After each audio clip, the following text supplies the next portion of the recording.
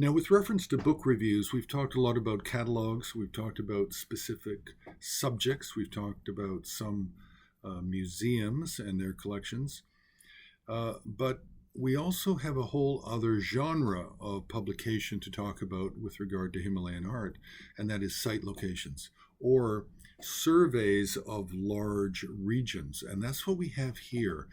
And I believe the book was done in 1997. It might have been 1998 when it came out.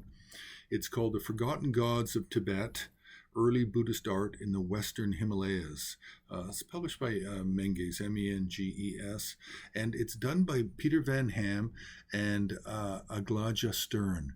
And they both traveled to these what were remote prior to the early 90s, late 80s, remote areas of the Western Himalayas of India. Now, these are part of the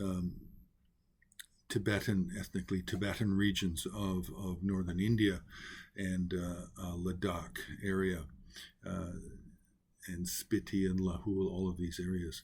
Now, this is a very kind of deep book because it has a lot of subjects and it's dealing with a lot of areas, a lot of monasteries, a lot of different murals. But it does have a structure, and the structure is it's really following in the footsteps of the great translator Rinchen Zongpo and the establishment of monasteries by him personally or by his disciples or by his later disciples' students. So after the introduction, we have the realm of the divine, people, rocks, and demons. And so this is kind of a contextual first real chapter here, where they talk about the geography and the history of the region in a very general way. Then we have advocates of the divine on the trail of the great Lotsawa. So that's this Rinchen Zongpo I mentioned. Very important for early Western Tibet, also very important for many different tantric lineages that are continued within the Sakya school of Tibetan Buddhism.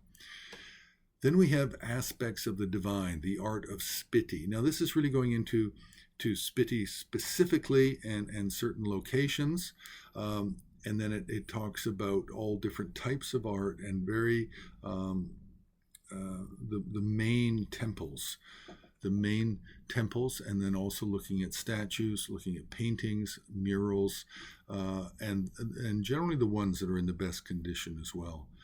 And this goes on, and it really deals with different areas, not just in the immediate area, but also in some surrounding areas. After that, it goes and looks at the Dankar region and La Opa Gompa, Lakang Gongma, and then over to Lalung, and then to Nako. So these are all different places. The book is really, really good. It's a very good introduction, and it's not always easy to find important information about Rinchen Zongpo and what was really going on in West Tibet in the very late